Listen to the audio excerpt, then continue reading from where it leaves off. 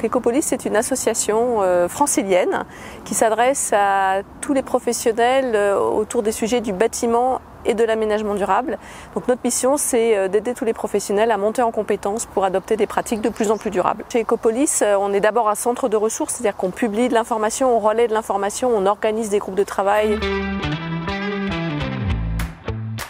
Depuis 2017, on a développé une démarche qui s'appelle Bâtiment durable francilien. Cette démarche, elle vise à accompagner des projets pour être le plus performant possible en matière environnementale. Donc c'est une démarche qui est assez particulière parce que c'est une démarche qui est collective et participative.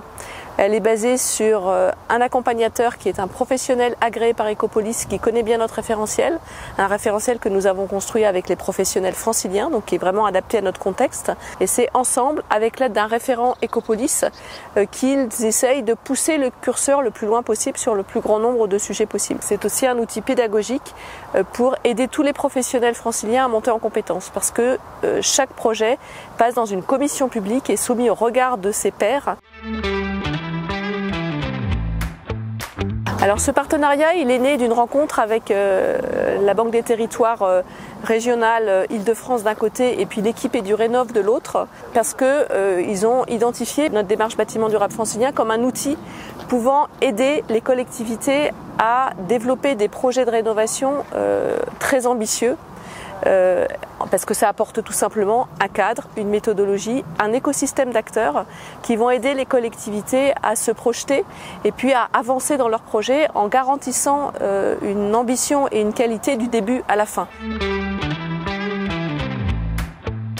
Le partenariat Ecopolis et EduRénov, il est né de ce constat-là qu'on avait sur étagère, disponible, une démarche qui a fait ses preuves puisqu'on aura bientôt 200 projets accompagnés en démarche BDF et qui pouvaient être tout à fait utiles pour des collectivités, notamment des petites collectivités qui n'ont pas forcément les équipes techniques en interne, donc c'est souvent le maire et un adjoint et donc ils ont un peu de mal avec tout ça et donc l'idée c'est de les aider, de leur apporter la démarche et l'écosystème qui va bien pour les aider à faire des projets de qualité.